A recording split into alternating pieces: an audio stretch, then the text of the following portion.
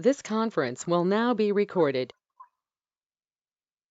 अद्य सोमवासरः अथवा हिन्दुवासरः कार्तिक शुद्ध नवमी दिनांक 23 नवंबर 2020 चरक सूत्र स्थानाध्याय 27 शुक्त वर्ग शंखं चक्रं जलौकान् दधतमृतघटं चारुदोर्भिश्चतुर्भिः सूक्ष्मस्वच्छातिहृद्यां शुकपरिविलसन् मौलिनं भोजनेत्रं कालाम्भोधोज्ज्वलाङ्गं कटितटविलसच्चारुपीताम्बराढ्यं वन्दे धन्वन्तरिं तं निखिलगदवनः प्रौढदावाग्निलीलम् प्रौढदावाग्निलीलम् ब्रह्मणो हि समारब्धा मात्रेयाद्येषु पूरिताम् अस्मदाचार्यपर्यन्तां वन्दे गुरुपरम्पराम् आयुर्वेदरतं वन्दे माधवाख्यं महागुरुम्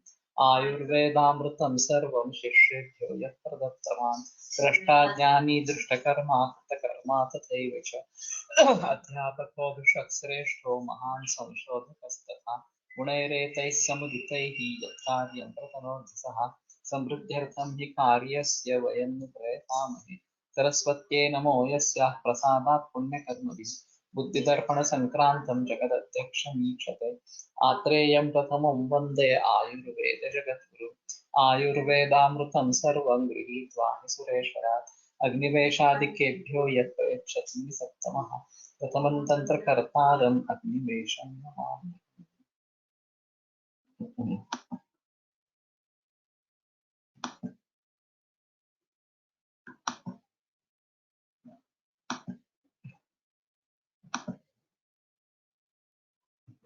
No sound, I will run. Okay.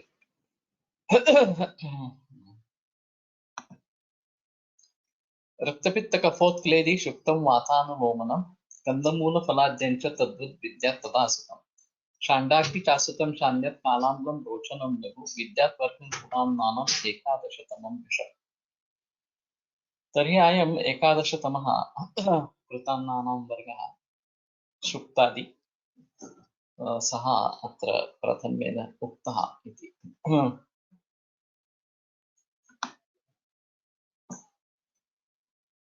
कषायनरसं स्वादु सूक्ष्ममुष्णं व्यवायश्च पित्तलं बद्धविन्मूत्रं दशश्लेष्मविवर्धनम्। इदानीं तैलवर्गः आरभ्यते।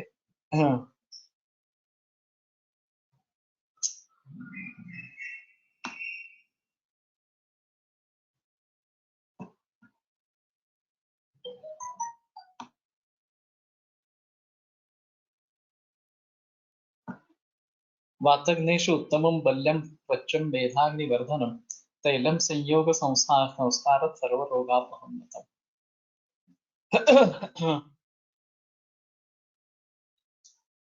तर्हि तैलम् अयं शब्दः एव तावत् तिलात् निष्पादितः। तर्हि तैलं नाम तिलतैलमेव। यदा कस्यचन तैलस्य नाम तत्र गृह्यते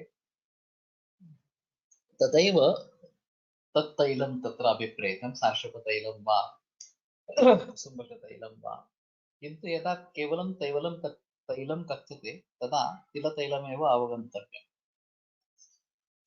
तो तिल तेल के गुणधर्म यहाँ पे बताए गए हैं। वातग्नेषु उत्तमम, वातग्न चीजों में सबसे बढ़िया इस प्रकार का परम औषध है। बल्यम त्वचम मेधाग्निवर्धनम, बल्य है, त्वच है और मेधा अग्निवर्धन है, मेधा और अग्नि को बढ़ा देने वाला इस प्रकार का। तो ये एक अहम चीज इस प्रकार की रहेगी कि वाग्भट में जो गुणधर्म बताए गए हैं, मुख्यं तीक्ष्णं व्यवायिष्य,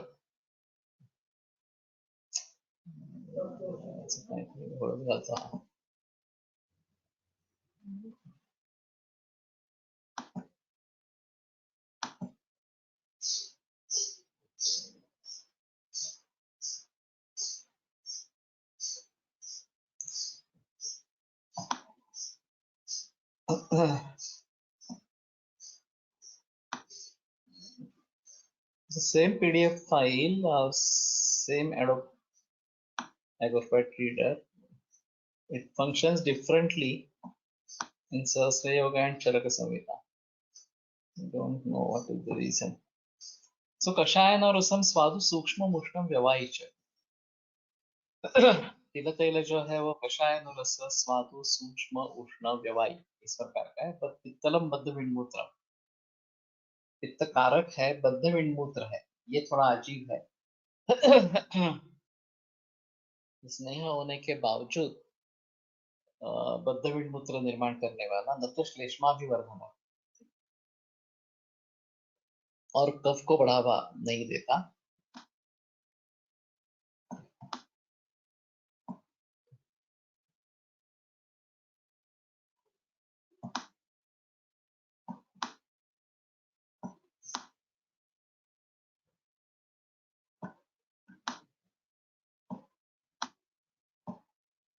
वाक्तग्नेषु उत्तमम बल्यम। So, वातग्न में सबसे श्रेष्ठ उत्तम बल्य त्वच, त्वक दोष कृत, ऐसा वाग्भट में पाठ है और वहां पे टीकाकार में त्वक दोषम कृंतति इति त्वक दोष कृत इस प्रकार से बताया गया है।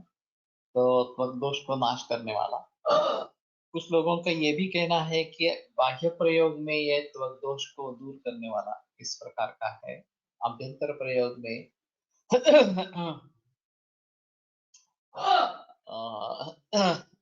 त्वक दोष निर्माण करने वाला इस प्रकार का भी हो सकता है इस प्रकार से। और संस्कार या मूर्छना करने के बाद ये दोष नहीं रहते, ये भी कई लोगों का मानना है। तो पितरुचि विजय महाराज साहब सभी को तिल तेल का ही खाने के लिए जिक्र करते थे, अर्थात ये तड़का देना इस प्रकार से, और तड़का देना ये भी एक प्रकार की तेल की मूर्छना इस प्रकार की है। लेकिन ये मेधा और अग्निवर्धन है, त्वच है। हाँ, संयोग संस्कारात सर्व रोगापहम, संयोग और संस्कार इसके जरिए सभी रोगों को दूर करने वाला इस प्रकार का है। तैल प्रयोगात अजरा निर्विकार। हाँ, नहीं आलेला आहे तरीके। यमक स्नेह ये अच्छा संयोग रहेगा तैल और घृत का, क्योंकि घृत वात पित्त शामक है और तैल वात कफ शामक है। तो दोनों मिलकर त्रिदोष शामक इस प्रकार का संयोग हो जाता है। और वैसा यमक स्नेह ग्रंथों में बताया है। तो शायद ये एक अच्छी चीज होगी कि हम घी और तेल दोनों का इस्तेमाल इसमें करें, तो हमारे भोजन के लिए करें। तो तैल प्रयोग के कारण अजर निर्विकार दितश्रम इस प्रकार के दैत्याधिपति पहले होते थे, जो राक्षस गण होते थे, ये सब तैल प्रयोग बड़ी मात्रा में करते थे। और अजर निर्विकार दितश्रम और अतिबला और अति बलवान इस प्रकार के होते थे। संख्ये दैत्याधिपते पुराः, दैत्याधिपते आसन्नति बला युद्धे। संख्या का मतलब भी शायद युद्ध होगा। भाव प्रकाश में यही पाठ आया है, लेकिन भाव प्रकाश में आसन्नति बला युद्धे इस प्रकार का पाठ है। और यहाँ पे संख्ये इस प्रकार का पाठ है। तो हमें फिर से तिल तेल का प्रयोग करना आरंभ करना चाहिए, खास करके बाहर लगाने के लिए तो तिल तेल अच्छा ही है, इसमें कोई प्रॉब्लम नहीं है। अगर हम सिद्ध तेल का प्रयोग करते हैं तो मूर्छित हो ही जाता है। और विदेशों में खास करके आयुर्वेद का प्रचार प्रसार कैसे करें, इसके बारे में अभी जो प्रचलन है, तो आयुर्वेदिक मसाज, शिरोधारा, ये दो चीजें अहम इस प्रकार की है जो सद्य फलदायी है। मसाज जो है वो सद्य फलदायी है, और केवल तिल तेल से भी मसाज करेंगे तो भी अच्छे रिजल्ट्स आते हैं। और बहुत अच्छा तिल तेल पर विदेशों में मिलता है, इसमें प्रॉब्लम नहीं है। तो सिसिनिया ऑयल सभी जगह उपलब्ध है। और चिकनाहट भी उसमें अच्छी रहती है, और फिर उसका भली भांति प्रयोग किया जा सकता है। यदि सद्य फलदायी होने के कारण तुरंत उससे लाभ होता है। तो शिरोधारा और मसाज ये काफी प्रचलन में है, विशेषतः वातविकारों के लिए। हमारे यहाँ भी अभी ये शुरुआत हुई है। ऐरंड तैलम मधुरं गुरु श्लेष्माभिवर्धनम वातासु गुल्म हृद्रोग जीर्ण हरम परम। सो एरंडी का तेल मधुर गुरु और कफ बढ़ाने वाला इस प्रकार का है। वातरक्त गुल्म हृद्रोग जीर्ण इन सभी में फायदेमंद इस प्रकार का है, परम श्रेष्ठ है। वैसे एरंडी का तेल खाने में रोजाना इस्तेमाल में नहीं लाया जाता। कुछ लोगों को हम सुझाव देते हैं शादी बात में, अगर मलावष्टम्भ है और एरंड स्नेह लेने के लिए राजी नहीं है, तो मोहन के रूप में एरंड तेल अगर आटे में डालते हैं, चाहे रोटी हो, ज्वार गेहूं की रोटी हो या फिर ज्वार की रोटी हो, इसमें अगर एरंड स्नेह डालते हैं बनाते समय, डो बनाते समय, तो वो खुशखुशी इस प्रकार की हो जाती है और पता नहीं चलता, उसका टेस्ट का कुछ पता नहीं चलता और फायदे तो उसके मिलते हैं। तो शायद ये बात इस प्रकार से हो। सुकुमार का घृत वगैरह ऐसे कुछ सिद्ध स्नेह है जिसमें एरंडी के साथ घृत है। उनका भी भली भांति प्रयोग किया जा सकता है। तो वातरक्त गुल्म हृदरोग और जीर्ण ज्वर इन सभी में ये एरंडी का तेल अच्छा है। ये गुणों में अंतर क्यों आता है, ये एक अजीब हिस्सा है। यहाँ के श्लोक और वाग्भट के श्लोक में काफी अंतर इस प्रकार का है। प्रत्युत्तोषणम ऐरणम तैलम रंगम तैलम हाँ स्वादु सरन गुरु वर्मामानंदश्मेष्म वृक्षोपोच कटी गुह्य कोष्ठपुष्टाश्रयोजयेत्। तो उसमें काफी अलग फलश्रुति आई है वाग्भट में इस प्रकार से। तो ये डिफरेंस क्यों हो जाता है, ये थोड़ा समझने की बात है। कटूष्णम सार्षपं तैलम तय रक्तपित्त प्रदूषणम कफ शुक्रानिलहरम कंडू कोठ विनाशम। तो सर्षप या राजिका मोहरी का जो तेल है वो कटु उष्ण रक्तपित्त प्रदूषण है। तो ये बात ध्यान में रखनी चाहिए। उत्तर प्रदेश में इसका काफी प्रचलन है सार्षप तेल का। और कफ शुक्र अनिलहर, कफवातहर है ये, लेकिन शुक्र को भी कम करने वाला है। कंडू कोठ विनाशनम, ये एक अहम चीज है। कंडू और कोठ इनका नाश करने वाला है। कुछ लोगों को मैंने यहाँ शीतपित्त या कोठ उदर दर्द इसमें सिर्फ सार्षप तेल का अभ्यंग बताया था और उसका फायदा अच्छा होता है। ये काफी उष्ण तीक्ष्ण इस प्रकार का है। और शीतमारुत संस्पर्शात ये शीतपित्त बढ़ता है, तो उसको काउंटरैक्ट करने के लिए ये अच्छा इस प्रकार का है। लेकिन ये रक्तपित्त प्रदूषण है, ये बात ध्यान में रखनी है। शायद उस हिसाब से नारिकेल तेल इसके साथ अगर प्रयोग करें, क्योंकि वो रक्तपित्त प्रसादन है नारिकेल, तो शायद बात बन जाए कि इसका ये जो दुष्परिणाम है वो कुछ हद तक कम हो जाए। लेकिन उत्तर प्रदेश में इसका काफी प्रचलन सार्षप तेल का इस प्रकार का है। वहाँ के ठंड के हिसाब से शायद अच्छा होता होगा।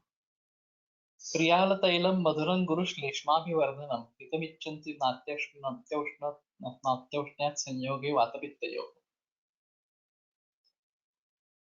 प्रियाल तेल वैसे प्रचलन में नहीं है, लेकिन उसके बारे में थोड़ा सोच सकते हैं।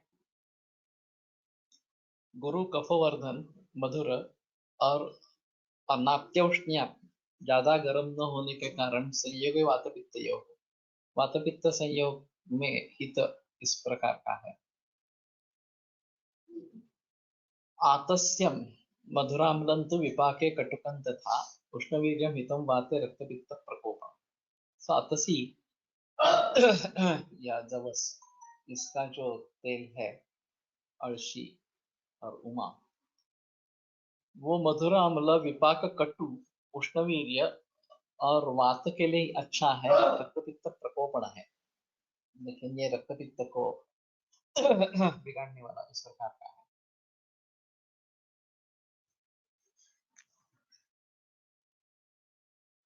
सर्षपतय शुक्रहर आहे नियमित वापरण्यामध्ये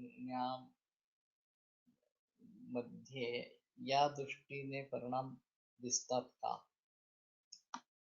देखा नहीं गया एक्चुअली, हे पाहिले पाहिजे।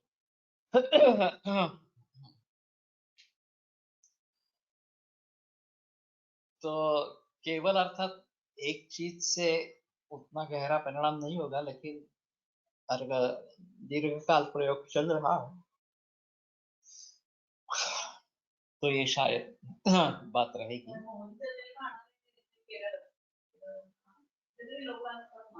काय खाणार आहे? मोहरीचं बरोबर आहे ना, मी तेच सांगितलं। शुक्रवार परिणाम दिसतो का असं बघायला पाहिजे।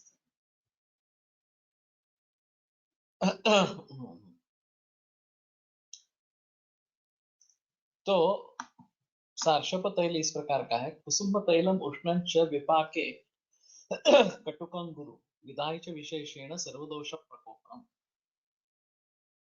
कुसुम यानी कि करड़ई बोलते हैं, तो उसका तेल उष्ण विपाक में कटु गुरु विदाही और सर्वदोष का प्रकोप करने वाला इस प्रकार का है। तो इसका भी काफी प्रचलन है और इसके बारे में थोड़ा सजग होना बहुत जरूरी इस प्रकार का है। फिलहाल बहुत सारे तेल इस्तेमाल में आ रहे हैं और रिफाइंड तेल इस्तेमाल में आ रहे हैं, ये एक अजीब चीज है। तो रिफाइंड करते समय उसमें केमिकल्स डाले जाते हैं और वो वास्तविक नैसर्गिक नहीं रहते, अच्छे नहीं है। फिर भी ये सस्ते हैं, इसलिए इनका प्रचलन काफी बढ़ गया है। इसमें सूर्यफूल का एक तेल है ज्यादा प्रचलन में। दूसरा जो है वो सोयाबीन का तेल है, वो तो विदेश से आया हुआ इस प्रकार का है। उच्च भ्रू क्लास में ऑलिव ऑयल का इस्तेमाल होता रहता है और कुछ लोगों में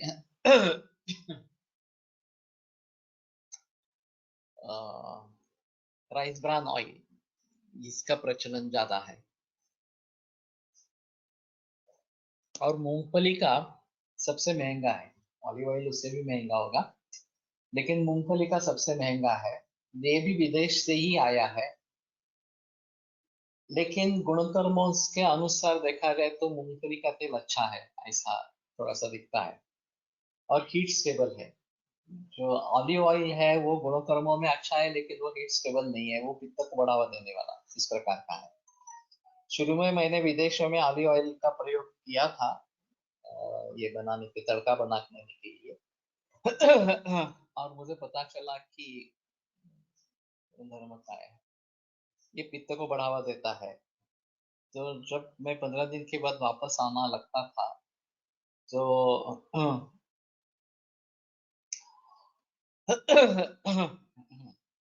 मुझे पित्त होता था। तो फिर बाद में मैंने उसमें थोड़ा परिवर्तन लाया और ऑलिव ऑयल और घी दोनों को साथ में प्रयोग शुरू किया, तो फिर तकलीफ नहीं आई। तो वैसे ऑलिव ऑयल लेना ज्यादा अच्छा नहीं है। बाह्य प्रयोगात या तेलाचे गुण असेच राहतील का मसाज के साथ लावताना? ये भी एक अलग चीज है। तिल तेल केश्य इस प्रकार का बताया गया और वो बाह्य उपयोग से भी इस प्रकार का है। नारियल के तेल का प्रचलन बहुत ज्यादा है केश्य के हिसाब से, लेकिन flaxseed oil is also used, yeah. Then as dietary supplement which also Raktapitta Prakopa, which is also Raktapitta Prakopa. I think Saffola is Kusumba or Taila which is promoted for heart disease. Yeah. That is true. तो ये बराबर नहीं है, लेकिन समाज में इसके बारे में काफी प्रचलन है और ऑयल्स को चेंज करते रहना ये भी एक प्रचलन है। कि हर 2-3 महीने के बाद ऑयल चेंज करो या मिक्स ऑयल का प्रयोग करो, ये भी प्रचलन में है। तो मैं समझता हूँ बेटर ऑप्शन है कि घी और तेल इसका प्रयोग करें साथ में, तो ये बेटर ऑप्शन इस प्रकार का रहेगा। और अगर ऋतु के अनुसार परिवर्तन लाना है तो ठीक है। ये नारिकेल का तेल वैसे अच्छा है, लेकिन इन लोगों ने उसको बदनाम कर दिया कि इससे कोलेस्ट्रॉल बढ़ता है, ये होता है, वो होता है, इस प्रकार से। अब वापिस लोग नारिकेल का तेल प्रयोग करने लगे हैं, खास करके अभ्यंग के लिए, शिरोभ्यंग के लिए। तो विंटर्स मध्ये ऑलिव्ह ऑइल चालेल ना, जिकडे एक्सट्रीम कोल्ड असते तिकडे। केवल सैलड ड्रेसिंग के लिए अच्छा है, वो हीट स्टेबल नहीं है, तो डिकम्पोज हो जाता है गर्म करने से। तो तड़का देने के हिसाब से ऑलिव ऑयल अच्छा नहीं। तो बेटर ऑप्शन वहां पे तो तिल का तेल है, या ग्राउंडनट ऑयल भी मिलता है, पीनट ऑयल भी मिलता है विदेशों में। तो मैं तो सभी को सुझाव देता रहा कि आप पीनट ऑयल का प्रयोग करो, और बाहर परख करने के लिए ये तिल तेल का, सेमी ऑयल का प्रयोग करो। तो ये बेटर ऑप्शन है। तो मैं समझता हूँ कि इसके बारे में काफी लोगों में जानकारी देना जरूरी इस प्रकार है। क्षेमकुतूहल एटसेट्रा शास्त्रावरील ग्रंथात कोणत्या तेलाचा उल्लेख आहे नित्य आहारात? उस समय में ये नारिकेल तेल और तिल तेल के बजाय और कुछ था ही नहीं। ये सारस्वत तेल उत्तर प्रदेश में, और कुसुम तेल वगैरह इस प्रकार के, लेकिन इन सभी में तिल तेल ही अच्छा है। केवल गर्मी के मौसम में नारिकेल तेल अच्छा है, वैसे केरल आदि प्रांतों में नारिकेल तेल का प्रचलन अभी भी है। तो देश के हिसाब से जहाँ गर्मी बहुत ज्यादा है वहाँ वो अच्छा है, और जहाँ बहुत ठंड है वहाँ पे तिल तेल अच्छा है। अभी मूंगफली का तेल सभी जगह में प्रयोग में लाया जा सकता है, और केवल गर्मी के मौसम में उसके बारे में थोड़ा सोचें। और उसके साथ अगर घी का प्रयोग करेंगे या तिल तेल के साथ घी का प्रयोग करेंगे तो ज्यादा बेहतर रहेगा।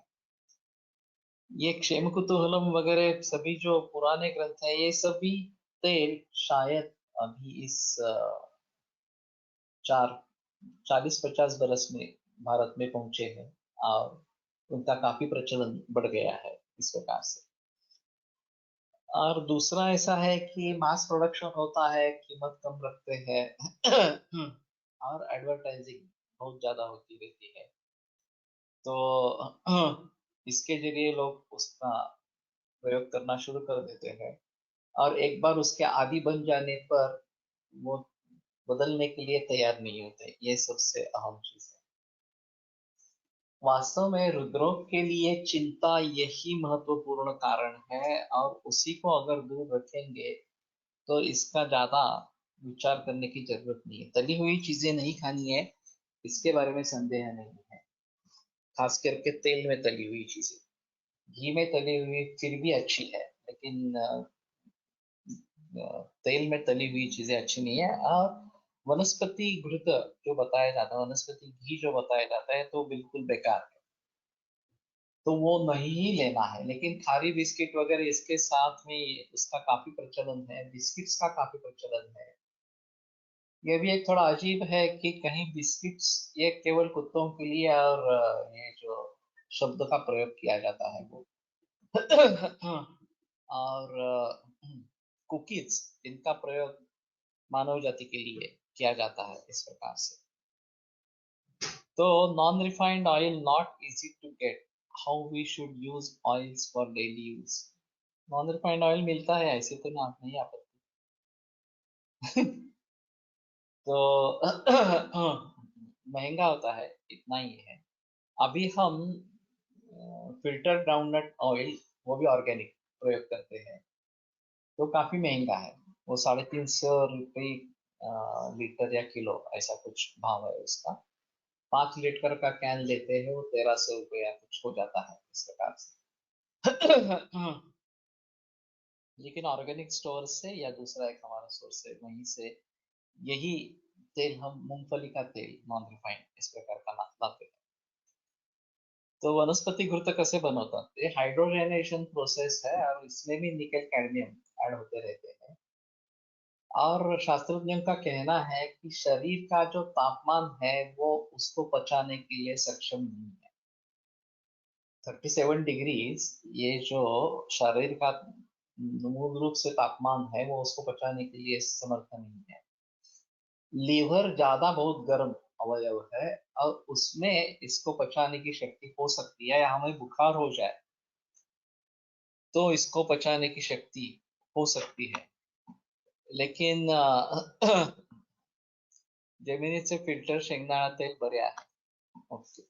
लेकिन ये ऑर्गेनिक नहीं है ना. ऑर्गेनिक मूंगफली हो तभी उससे बना मूंगफली का तेल अच्छा रहेगा, या ऑर्गेनिक तिल हो उससे बना हुआ तेल, तिल का तेल अच्छा रहेगा. तिल का तेल का अभी ज्यादा प्रचलन है नहीं. ये एक अहम चीज इस प्रकार की रहेगी. यहाँ पुणे में एक्का ब्रांड और वीणा ब्रांड, ऐसे दो तिल तिल के मिलते हैं. तो एक्का जो है वो ज्यादा कटु उष्ण तीक्ष्ण इस प्रकार का है, और वीणा जो है उसमें उसके साथ इक्षु का रस भी आ जाता है, वो जो तेल निकालते हैं उस समय में, तो वो थोड़ा मधुर इस प्रकार का है. हम पहले तेल बनाने के लिए, बला तेल वगैरह बनाने के लिए ये 15 लीटर का डिब्बा लाते थे, वीणा या एक्का इस प्रकार के ब्रांड का. अभी तेल बनाना बंद हो गया है. शायद मैं वहां तिल लगाने वाला हूँ कोकण में अभी, और काफी मात्रा में लगाने वाला हूँ. तो हमारे लिए तिल का तेल उपलब्ध हो जाएगा, हमारे ही खेत से उपलब्ध हो जाएगा. और उसकी जो पेंट निकलती है वो भी गाय के लिए अच्छी रहेगी. और तिल के उत्पादन में कोई प्रॉब्लम नहीं है, तो मैं अभी सोच रहा हूँ वहाँ ज्यादा लगाने. जो मैंने से फिल्टर शेंगदाणा तेल बरे आहे, बट मैं जो जिक्र कर रहा हूँ कि ऑर्गेनिक ही खाओ, ऑर्गेनिक मूंगफली का ही प्रयोग करो, तो बेटर ऑप्शन है कि ऑर्गेनिक तिल मूंगफली का तेल पाने की कोशिश करो. Palm oil, cottonseed oil हे आता सर्रास खूप रेडी टू ईट पदार्थात असते, जसे बिस्किट्स फरसाण मध्ये तळण्यासाठी वापरतात. तो ये तो बिल्कुल गलत इस प्रकार का है. और ये सबसे सस्ते हैं इसलिए ज्यादा प्रचलन में है. और कॉटन सीड ऑयल के बारे में, अभी जेनेटिकली मॉडिफाइड कॉटन है, तो उसका प्रयोग किसी भी तरीके से नहीं करना है. तो मैं अभी इस मुद्दे पे आ गया हूँ कि कॉटन के कपड़े भी नहीं लेने हैं. अगर लेने हैं तो लिनन ले ले, ताक जिससे लिनन बनता है, तो वो कपड़े ले लेंगे. लेकिन कॉटन के कपड़े भी नहीं खरीदने. अभी ये कॉटन जो आ रहा है वो जेनेटिकली मॉडिफाइड कॉटन है, मालूम नहीं उसके परिणाम कैसे निकलेंगे. और इस प्रकार के फरसाण वगैरह ये सब खाने के लिए तो बिल्कुल गलत, बेकार इस प्रकार के हैं. तो अगर बनाना है तो घर पे ही बनाओ. पाम ऑइल पण यूज होते खूप, त्याचे गुण काय आहेत. यथाद्रव्य गुणोरिष्ट असं, या तैल, तैलम तैलम सुयनियत तत्र. तो मेज के गुणधर्म देखने चाहिए. फ्रोजन फूड्स बनते हैं. फ्रोजन फूड या और एक गलत तरीका है जिसका विदेशों में काफी प्रचलन है, और हमारे भारतीय लोग भी उसका गलत फायदा उठा रहे हैं. लिनन कशापासून बनते, ताक, ताक से बनता है. तो ताक की खेती होती है, और मेरे ख्याल में अभी तक तो उसमें ये पेस्टिसाइड्स फर्टिलाइजर्स वगैरह का इस्तेमाल नहीं होता है. तो वो बेटर ऑप्शन है कि लिनन का प्रयोग करें और उसी के वस्त्र बनाए जाए. तो ये अभी सरकी या उसकी पेंट ये गायों को दी जाती है, वो भी गलत है. मालूम नहीं आगे उससे क्या नतीजे निकल आएंगे. तो इसलिए मैं मूंगफली की इस प्रकार का प्रयोग कर रहा हूँ अभी हमारे जो गाय है उसके लिए। और वॉलनट ऑइल, आलमंड ऑइल हे सॅलड ड्रेसिंगसाठी वापरतात, ते कितपत योग्य आहे? वो कर सकते हैं, उसमें कोई प्रॉब्लम नहीं है सैलड ड्रेसिंग के लिए, लेकिन ये हीट स्टेबल है या नहीं ये मालूम नहीं है, कच्चा ही प्रयोग। हाँ, लिनन अतसी पासून बनवतात, तो थोड़ा ढूंढो, क्योंकि मैंने सुना था ताक से बनता है इस प्रकार से। हम्म, और उसके गुणधर्म क्या होंगे, ये स्टेम से बनेगा, और हम जो लिनन सीड का प्रयोग करते हैं अतसी के, उसके गुणधर्म और उसके पौधे के गुणधर्म अलग है क्या, ये थोड़ा देखना पड़ेगा, लेकिन मैंने सुना था लिनन ताक से बनता है इस प्रकार से। ताक का अंग्रेजी नाम क्या है, लिनन ही है क्या? थोड़ा ढूंढो।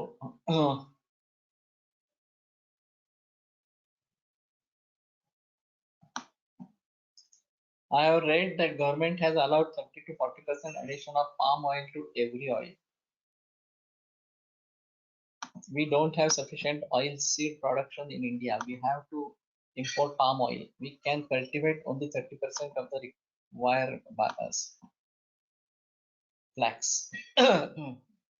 What is flax? Flax is atasi, as you are saying. So this is really dangerous if we have insufficient oil or something like that. Then, and if government has allowed 30 to 40%, then it is dangerous. So, how to grow these that will be sufficient for us? That's a big question. And I think this till or peanut may not be a big issue. We have difficulty in growing groundnut or peanut in our coconut farm because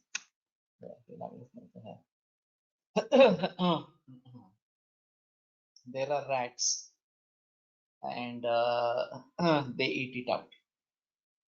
So we are not going for the farming of that. Maybe initially protecting them from all sides and then going for them might be possible, because that is also helpful in fixing nitrogen from the air.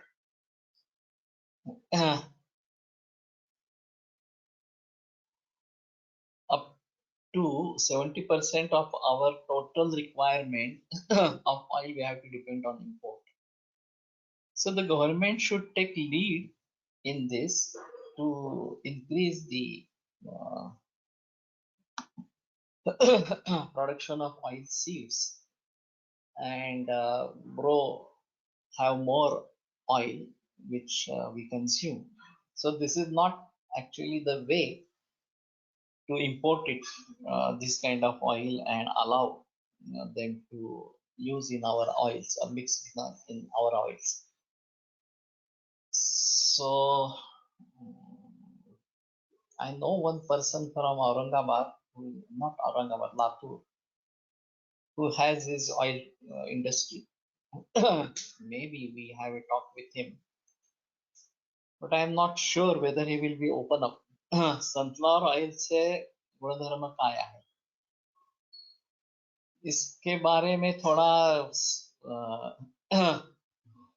भाव प्रकाश आदि नए ग्रंथों में इसके बारे में थोड़ा मिलेगा। सूर्य भक्ता ये है, लेकिन उसका ऑयल के लिए बताया नहीं गया है एक्चुअली, तो सूर्य भक्ता के गुणधर्मों को ध्यान में रखते हुए इसके बारे में सोचना पड़ेगा। और मैंने ऐसा भी सुना है कि जितना सनफ्लावर ऑयल बाजार में मिलता है उतना सनफ्लावर का उत्पादन ही नहीं है भारत में। तो इसमें मिलावट काफी है, और ये अच्छी मिलावट भी नहीं है। कम से कम ये फ्लैक्सीड ऑयल या ये जो दूसरा ऑयल ही इस्तेमाल करेंगे जो खाने की चीज है, वो एक बेहतर है। अगर नॉन एडिबल ऑयल इसलिए मिक्स कर देते हैं तो भी किसी को कुछ पता नहीं चलेगा। तो हाँ, ये गहराई में जाकर थोड़ा देखना पड़ेगा कि क्या चल रहा है, प्रचलन क्या है। और दूध का उत्पादन बढ़ाए, घी का उत्पादन बढ़ाए, ये बेटर ऑप्शन इस प्रकार का है। और घी और तेल, इनको साथ में लेके जाए। लेकिन घी वैसे भी बहुत महंगा है। अगर भैंस का भी घी लेते हैं तो भी वो 500-600 रुपए किलो कम से कम इस प्रकार का है। और देसी गाय का तो 1500, 2000, 2500 किसी भी प्रकार का है। और तेल जो है वो 50-60 रुपए से लेकर 200-300 तक इस प्रकार का है। तो ये काफी मुश्किल इस प्रकार का है। Mixing of which two oils is the best combo for daily use. मैं ऑयल नहीं कह रहा, मैं घी कह रहा हूँ। तो घी और तेल का मिक्स करना ये ज्यादा बेहतर, पीनट ऑयल और घी, इसका मिक्स करना ये ज्यादा बेहतर ऑप्शन इस प्रकार का है। तो फलानां यानि च अन्यानि तैलानि आहारसंविधौ युज्यन्ते गुणकर्मभ्यां तानि ब्रूयात् यथा। तो फल के जो गुणधर्म रहेंगे, बीज के जो गुणधर्म रहेंगे, उन्हीं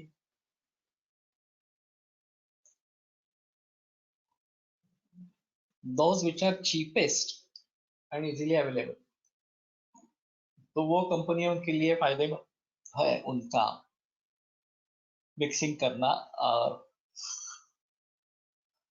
ये पाम ऑयल ज्यादा इसमें इस्तेमाल में आता होगा। वैसे ये कोकम का तेल ये थिक हो जाता है और उसका ज्यादा प्रचलन है नहीं। लेकिन ये अभी जैसे ये दक्षिण अफ्रीका में उत्पन्न होने वाला कौन सा कोको बटर या दूसरा एक शिया बटर, तो उसके बदले में अगर हम कोकम के तेल का प्रयोग कर सकते हैं कॉस्मेटिक प्रोडक्ट्स के लिए, तो एक थोड़ा देखना चाहिए ये इस प्रकार का हो सकता है क्या। और इसको जो देशी है उसको हम प्रचलन में कैसे लाए, इनके बारे में थोड़ा सा सोचना पड़ेगा। वैसे मैं कोकम ट्रीज के बारे में सोच रहा हूँ कोकण में। What is the ideal way of cooking? Should vegetables be steamed or cooked in water or cooked in more oil? ये जो पारंपरिक पद्धति है वो पहले स्टीम कर लो और फिर बाद में तड़का देके उसकी सब्जी बनाओ, यही सबसे बेहतर रहेगा। कभी कभी तड़का से आरंभ करते हैं और बाद में पानी डाल के पचन के लिए रख देते हैं, तो ये पचन उसका हो जाता है, कुक पक जाता है, तो भी ठीक है इस प्रकार से। वो डिपेंड करता है वो कितना कठिन है और पचन होने में कितना समय लेता है। तो बेहतर ऑप्शन ये है कि कुकिंग करे, पचन करे और फिर तड़का बनाए, अगर कठिन द्रव्य है।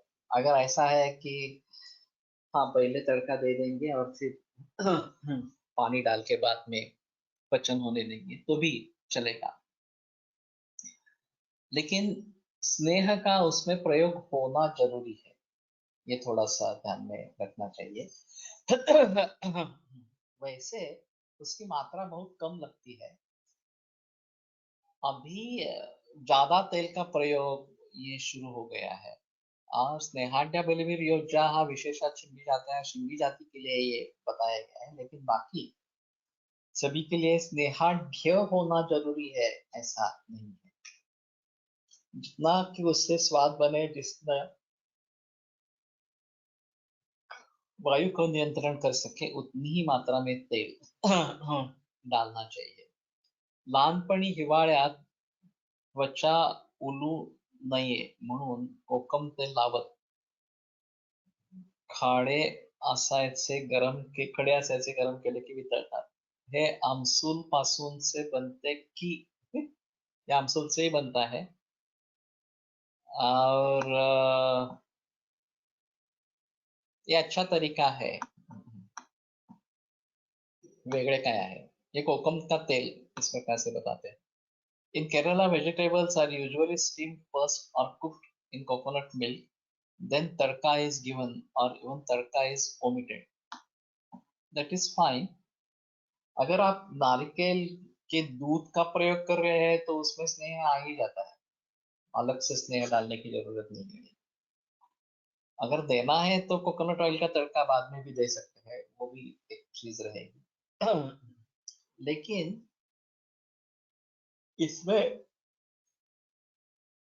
स्नेह होना जरूरी है. बहुत सारे लोग मूंगफली की पाउडर डालते हैं या फिर कोकोनट डालते हैं, ग्रेटेड कोकोनट डालते हैं, तो उसमें से भी हमें स्निग्धता मिल जाती है. तो हमें किस तरीके से करना है ये थोड़ा सा देखना चाहिए. एंड तड़का देना बेहतर इस प्रकार का रहेगा. ठीक है.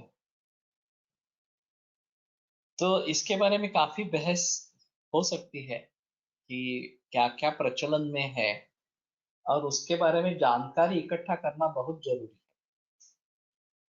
सो अगर हम पूरे विश्व के स्वास्थ्य के बारे में विचार करते हैं तो किस देश में किस प्रकार का प्रचलन है, वहाँ की इंडस्ट्री किस प्रकार की है, क्या बना रही है, उसकी गुणकर्म क्या है, मार्केटिंग एग्रेसिव मार्केटिंग किसका है. जैसे सोयाबीन का एग्रेसिव मार्केटिंग हुआ और सोया प्रचलन में आ गए, उसी प्रकार बाकी चीजों का भी अगर एग्रेसिव मार्केटिंग इस प्रकार का रहेगा तो वो प्रचलन में आ जाएंगे. ऑलिव ऑयल भी इसी तरीके से प्रचलन में आ गया, या जो लोग विदेशों में बस रहे हैं उन्होंने ऑलिव ऑयल शुरू किया और अब फिर वो भारत में भी आ गया. How about gravy dishes, sir? Should the gravy be of onion, tomato, or of groundnut, or coconut, or तिल? ये टमाटर का बहुत ही ज्यादा इस्तेमाल हो रहा है और वो वास्तव में अच्छा नहीं है. मैंने देखा है कि एक हफ्ते के लिए 4 किलो टमाटर घर में आते हैं. हाँ, तो ये काफी बड़ी मात्रा है. इस प्रकार के 4 लोगों का अगर घर है तो ये काफी बड़ी मात्रा है. तो इतना तो इस्तेमाल हमारे यहाँ, ये टैमेरिन या अमली का चिंच इसका प्रयोग होता था. कोकम में कोकम का प्रयोग होता था. तो वो बेहतर चॉइस है, वो बहुत कम मात्रा में लेना पड़ता है. आंवले का इस्तेमाल हम कर सकते हैं, लेकिन ये मालूम नहीं इतना प्रयोग टमाटर का क्यों शुरू हो गया इस प्रकार से. और हर घर की एक खासियत होती है, ये जाति अनुसार धर्म के अनुसार भी बदलता रहता है. तो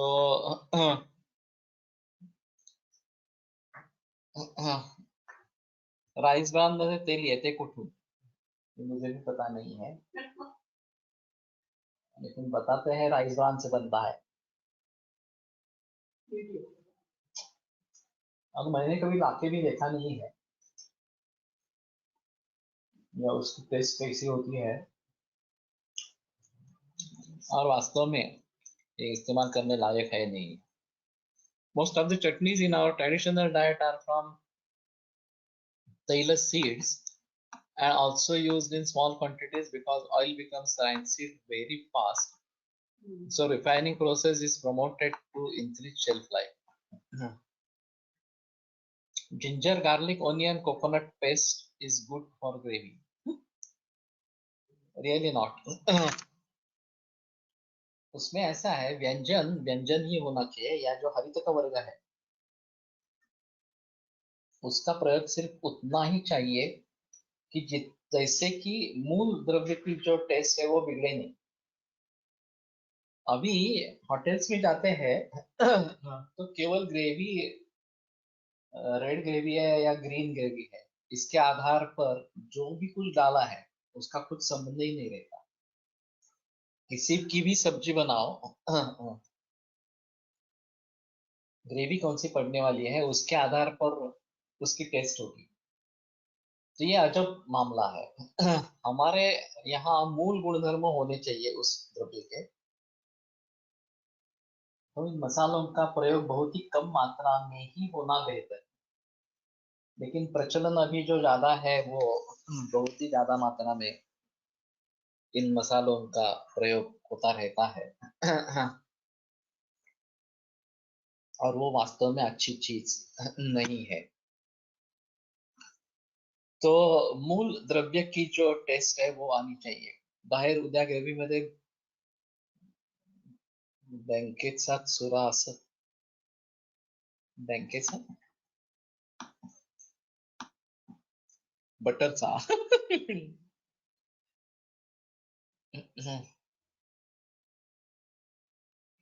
राईसब्रान म्हणजे राईसवर जे लाल आवरण असते त्यात ज्याला पॉलिशच्या नव नावाखाली काढतात त्यात ऑइल असते असे वाचले. लेकिन ज्यादा पॉलिश नहीं करना है एक्चुअली. इसमें काफी विटामिन होते हैं. और पहले ये प्रचलन नहीं था.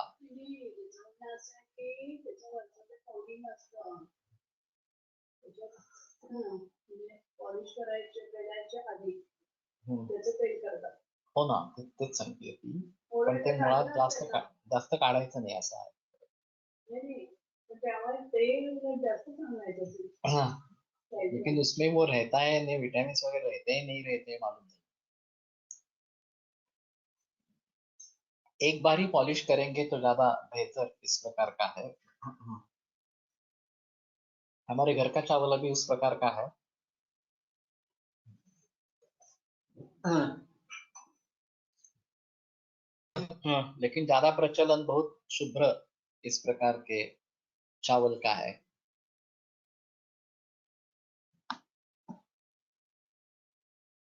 राईस ब्रान म्हणजे राईसवर जे लाल आवरण असते त्यात ज्याला पॉलिशच्या नावाखाली काढतात त्यात ऑइल असते असे वाचले. ओके.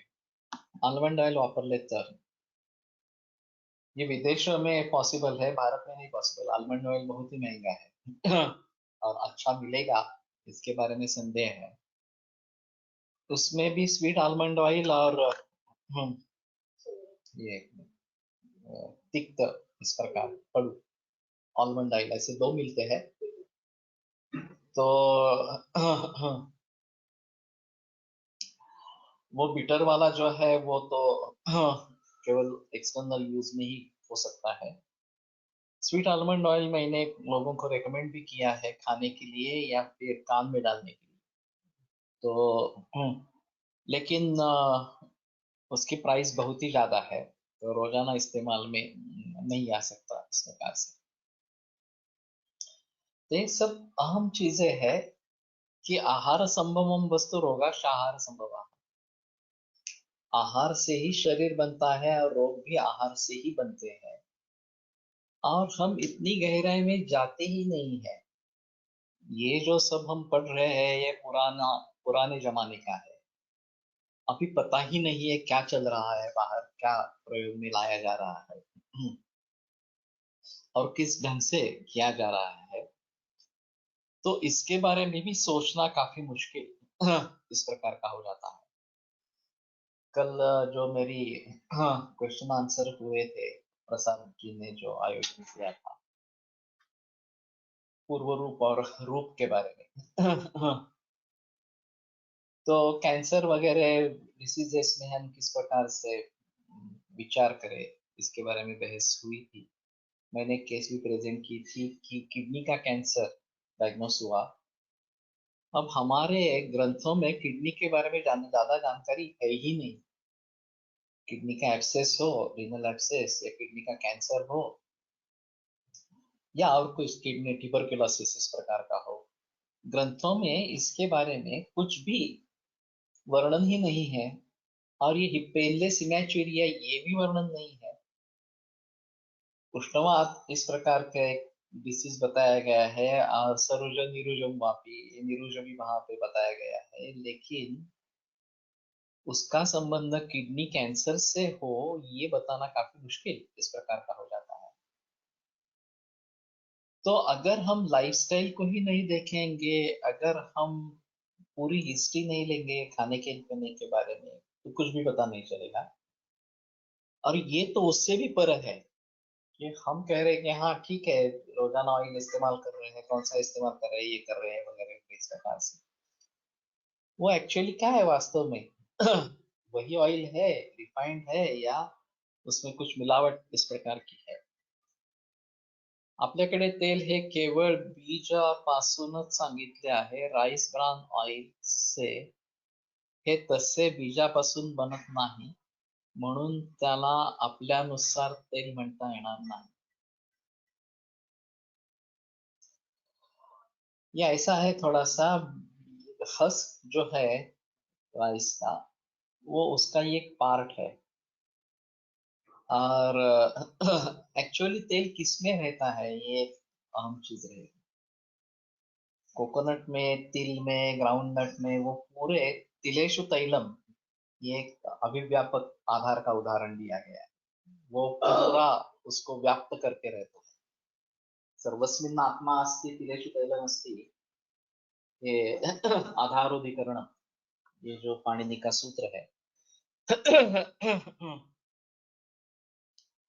तो उसमें तिल तेल का उदाहरण इस प्रकार का दिया गया है।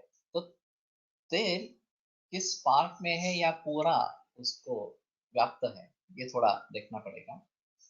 और अगर ये केवल बाहरी आवरण में ही है राइस ब्रान में, तो शायद उसके बारे में थोड़ा अलग से सोचना पड़ेगा। मैंने एक तो डॉक्टर लीला गोखले की लड़की ने जो लेख लिखा था, उसके बारे में बताया था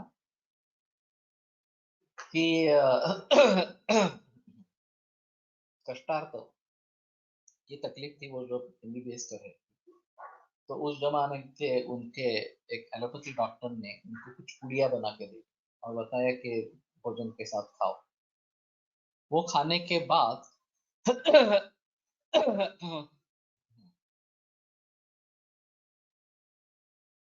तिलक बीज असेच आहे, यस, लेकिन होल है।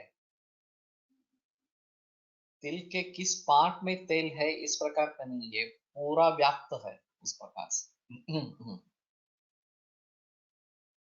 तो उसको पहले ही मेंस्ट्रुएशन में रिजल्ट्स आ गए, काफी तकलीफ कम हो गई। तो उन्होंने पूछा तुमने क्या दिया था, तो डॉक्टर ने बताया कि ये कोंडा है चावल का, हस्कती। राइस। और इसमें विटामिन बी 1 होता है, जो इसके लिए फायदेमंद है, कष्टार्थ के लिए। आगे चलकर उन्होंने काफी मरीजों में इसका प्रयोग किया। उस समय जमाने में ग्लैक्सो कंपनी का बी 1 का टैबलेट आता था, तो वो भी प्रिस्क्राइब करती थी। बाद में उन्होंने 30 लड़कियों के ऊपर इसका प्रयोग किया और लैंसेट को भेज दिया। तो लैंसेट ने स्टैंड ले लिया कि 30 ये काफी कम संख्या है, आपको ज्यादा पैमाने पर इसका प्रयोग करना चाहिए। तो यहाँ पे करवे श्री स्त्री शिक्षण व्यवस्था में उन्होंने 500-600 विद्यार्थियों पर उसका प्रयोग किया और फिर भेज दिया। फिर लैंसेट का स्टैंड ऐसा था कि ये फूड प्रोडक्ट है, ये मेडिसिन नहीं है, तो इसको हम नहीं पब्लिश कर सकते। फिर उन्होंने उसके बारे में काफी बहस की और कॉन्फ्रेंस में इसके बारे में पेपर पढ़े। इस दरमियान ग्लैक्सो ने उसका प्रोडक्शन बंद कर दिया, बी 1 का। और अभी जो प्रचलन में है वो केवल एनालिसिस देते रहना, ऐसा है। हमारे हिसाब में ये वायु की विकृति है, अपान वायु की दृष्टि है, उदावृत है वगैरह वगैरह, ऐसे तो उसके हिसाब से कुछ करना चाहिए। फिर भी केवल उदावृतता योनि व्यापक है तो भी ठीक है, वो ट्रीट कर सकते हैं। एंडोमेट्रियोसिस जो अभी चल प्रचलन में ज्यादा है, उसमें ये काफी दिक्कत वाली बात हो जाती है कि किसी भी तरीके से पेन किलर्स का इस्तेमाल करो, आयुर्वेदिक दवाइयों का इस्तेमाल करो, फिर भी वो बहुत डिफिकल्ट होता है। तो उस जमाने में विटामिन का प्रचलन ज्यादा था, और विटामिन की डिफिशियंसीज के कारण ये रोग होते हैं, और उनको दूर करने के लिए वो विटामिन मूल रूप से देने का प्रकार इस प्रकार का। फिर ये सिंथेसाइज होने लगे विटामिन। अभी जो चल रहा है D3 और B12, इसकी काफी कमी है, और कोई भी उसके मूल कारणों तक पहुंचता नहीं है, क्योंकि सूर्य ही सोर्स है विटामिन D3 का। और गायें धूप में टहलती थी, उनके मिल्क और मिल्क प्रोडक्ट से हमें ये मिल जाता था, विटामिन D3 मिल जाता था। जैसे जर्सी गाय आ गई और उनका टहलना बंद हो गया, तो विटामिन D3 की डेफिशिएंसी शुरू हुई, और इस कारणों को ढूंढने के बजाय बाहर से विटामिन D3 देना आरंभ करो, ऐसा प्रचलन में आ गया। तो ये भी काफी अजीब इस प्रकार का सिलसिला है। अमेरिकन FDA ने बता दिया कि विटामिन D3 है नहीं अभी दूध में, तो फोर्टिफाई करो दूध इस प्रकार से। और कंपनियों ने देखा कि अगर मरे हुए गाय का भी चमड़ी धूप में रखते हैं तो उसके नीचे विटामिन D3 तैयार हो जाता है, और वो सबसे सस्ता है। तो उसका प्रचलन अभी अमेरिका में है। इस प्रकार से विटामिन D3 निकाल के वो दूध में डाल के दूध बेचना, इस प्रकार का भी चल रहा है। B12 के बारे में भी वही स्थिति है। देसी गाय जब तक उनका दूध का प्रचलन था तब तक ये नौबत नहीं थी। अब ये विदेशी गाय आ गई, और फिर विटामिन B12 की डेफिशिएंसी हो गई, और ये तो एनिमल प्रोडक्ट ही है। तो वेजिटेरियन लोगों के लिए केवल दूध से ही विटामिन B12 मिलेगा, ऐसी परिस्थिति है। ये काफी मुश्किल इस प्रकार का हो गया है। तो इन सभी के बारे में जानकारी होना, और ये परिवर्तन क्यों आ गए, विटामिन D3 या B12 की डिफिशियंसी क्यों आ गई, इसके बारे में किसी को सोचना ही नहीं है। जस्ट फार्मेसी बना रही है, वो लेके आना है और कंज्यूम करते रहना है। Is this true that this is manifest in your body according to your स्वभाव और मानसिक? Example, a miser person is generally constipated. miser there is no doubt कि ये रिफ्लेक्शन तुम्हारे मानस भावों का शारीरिक भावों पर आ जाता है, और उसके जरिए कई बीमारियां होती है। कंजूस, ओके।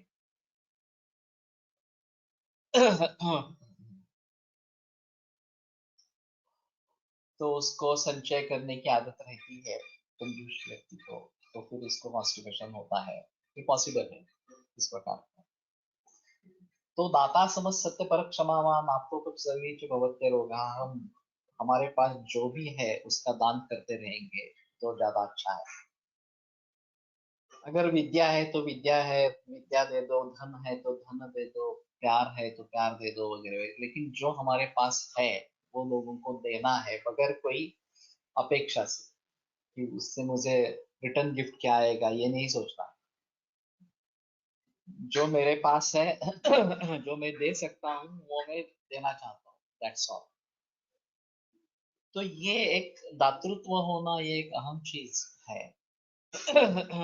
और लोग कंजर्वेटिव इस प्रकार इसलिए होते हैं, वो सोचते हैं अगर मुझ पे तोहमत आ जाएगी, मुझे जरूरत पड़ेगी और मेरे पास में कुछ नहीं रहेगा तो मैं कैसे करूँ, इस विचार से अकड़ते हैं कि नहीं देना है, मैं संचय करता रहूंगा इस प्रकार से।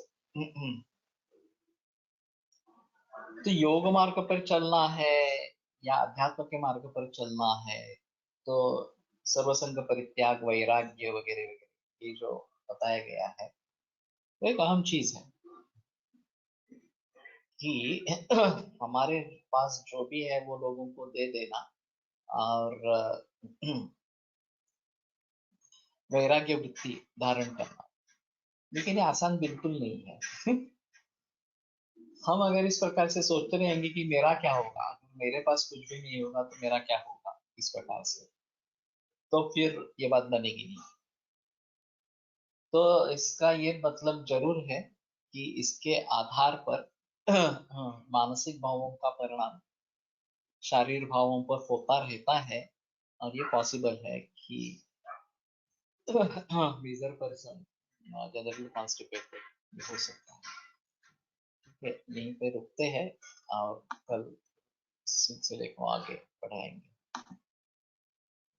आयुर्वेद प्रकांडो निगदित इह हि शल्यतंत्र प्रधानः शिष्टेभ्यः शाश्वतोऽयं निखिल जनकृपा व्याप्तचित्तेन येन आयुर्वेदस्य वाञ्छन् पुनरपि भुवने ताञ्च सुष्ठु प्रतिष्ठां श्रेष्ठं धन्वन्तरिं तं प्रणमति च सदा वैद्यवर्गो हि नूनम् वैद्यवर्गो हि नूनम्.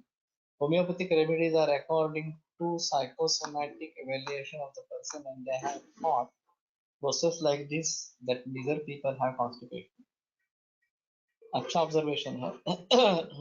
और हमारे हिसाब में भी ये हो सकता है, इसमें कोई संदेह नहीं है, तो उस बात को ध्यान में रखें। आज 4 बजे योग सूत्र, यस, तो आज 4 बजे योग सूत्र का वाचन करेंगे।